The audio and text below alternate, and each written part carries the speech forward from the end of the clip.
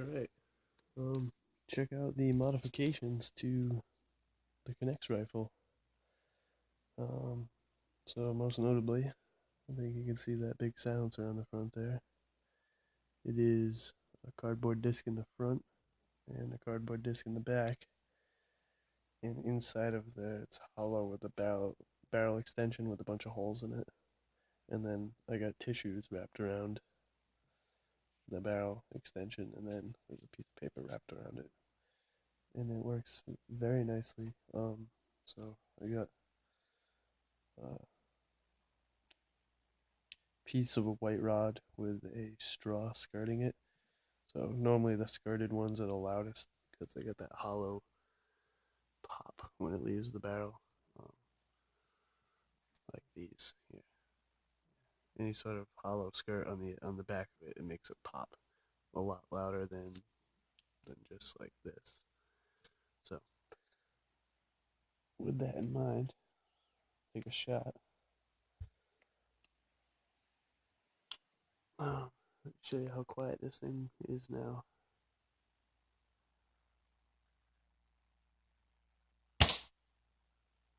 Whew. And it's shooting hard too. It's shooting real fast now because I got double the elastics.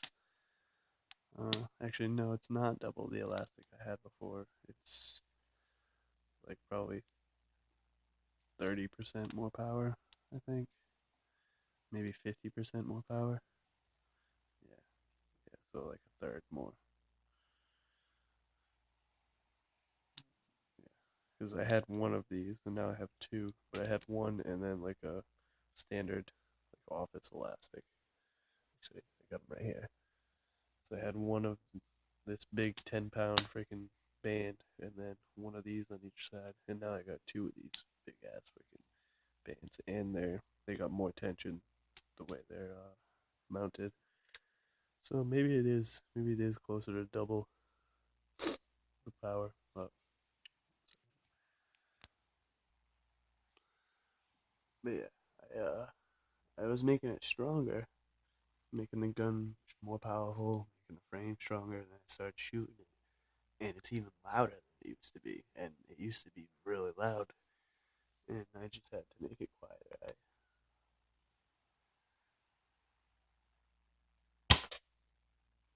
It shoots so hard now. You can The only reason you can hear it impacting the freaking blanket now is because the silencer before it would hit the blanket before you can even hear it, um, with this elastic setup. But yeah, the silencer, and there's a buffer in here now that stops it from slamming into the front, and this sock wrapped around it. Um, Obviously, this whole setup makes it a little bit less powerful than it would be with just this and an open barrel, but it's definitely worth the quietness, quiet factor. Um, these heavier white ones, they stay in the air longer, so I'll shoot one of these. You might hear a discernible sound when it hits. I'm just gonna hip fire it and put you up close to the barrel.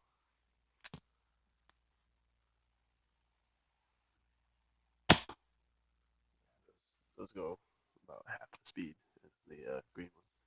They're about twice the weight. So let's see what I got here. Shoot another green one. They are obviously a lot more accurate. These green ones with a skirt on the back will definitely go 100 feet and be predictable. There's no wind, obviously. Wind will devastate it.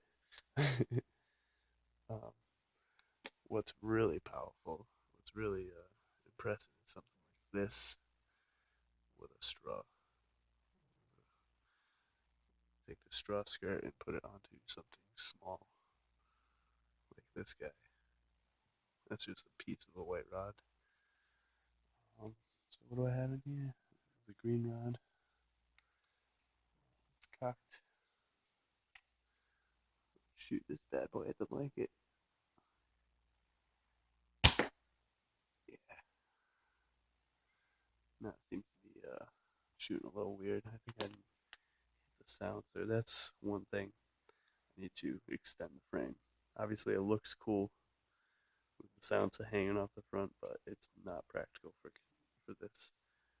You can see how much I'm moving. That's moving around the end of the barrel. That's moving around the point of impact at 10 feet like that.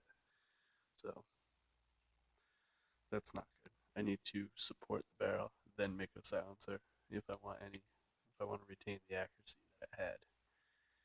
And I want a longer barrel too. I definitely need a longer barrel too. But fire.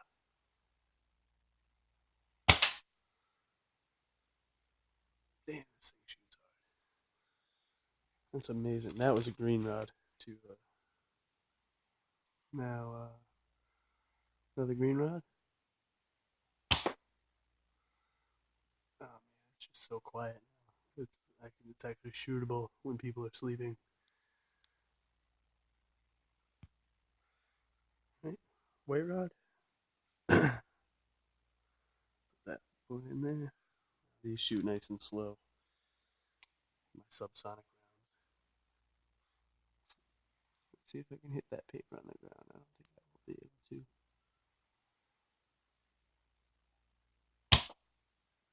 But it's so quiet.